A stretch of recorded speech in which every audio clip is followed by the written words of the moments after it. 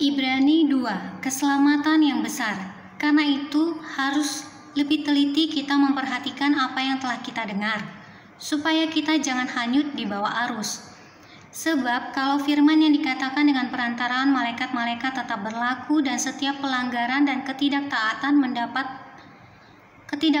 mendapat balasan yang setimpal, bagaimanakah kita akan luput jikalau kita menyia-nyiakan keselamatan yang sebesar itu, yang mula-mula diberitakan oleh Tuhan dan oleh mereka yang telah mendengarnya kepada kita dengan cara yang dapat dipercayai, sedangkan Allah meneguhkan kesaksian mereka oleh tanda-tanda dan mujizat-mujizat dan oleh berbagai-bagai penyataan kekuasaan dan karunia Roh Kudus yang dibagi-bagikannya menurut kehendaknya.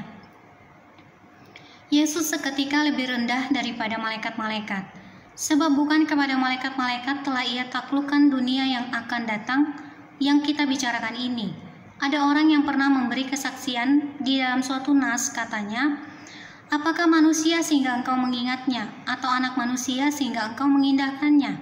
Namun engkau telah membuatnya untuk waktu yang singkat sedikit lebih rendah daripada malaikat-malaikat, dan telah memahkotainya dengan kemuliaan dan hormat. Segala sesuatu telah engkau taklukkan di bawah kakinya. Sebab dalam menaklukkan segala sesuatu kepadanya, tidak ada suatu pun yang ia kecualikan, yang tidak takluk kepadanya. Tetapi sekarang ini belum kita lihat bahwa segala sesuatu telah ditaklukkan kepadanya. Tetapi dia yang untuk waktu yang singkat dibuat sedikit lebih rendah daripada malaikat-malaikat, yaitu Yesus, kita lihat yang oleh karena penderitaan maut dimahkotai dengan kemuliaan dan hormat, supaya oleh kasih karunia Allah ia mengalami maut bagi semua manusia. Sebab memang sesuai dengan keadaan Allah yang baginya dan olehnya segala sesuatu dijadikan, yaitu Allah yang membawa banyak orang kepada kemuliaan, juga menyempurnakan Yesus yang memimpin mereka kepada keselamatan dengan penderitaan. Sebab ia yang menguduskan dan mereka yang dikuduskan, mereka semua berasal dari satu.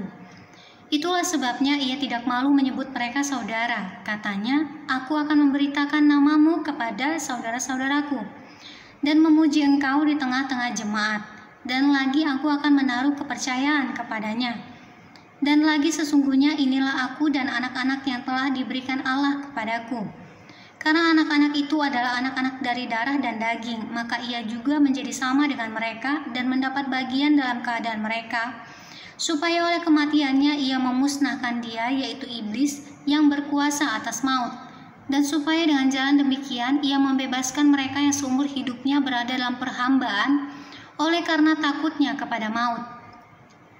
Sebab sesungguhnya bukan malaikat-malaikat yang ia kasihani, tetapi keturunan Abraham yang ia kasihani. Itulah sebabnya maka dalam segala hal ia harus disamakan dengan saudara-saudaranya, supaya ia menjadi imam besar yang menaruh belas kasihan dan yang setia kepada Allah untuk mendamaikan dosa seluruh bangsa. Sebab oleh karena ia sendiri telah menderita karena pencobaan, maka ia dapat menolong mereka yang dicobai.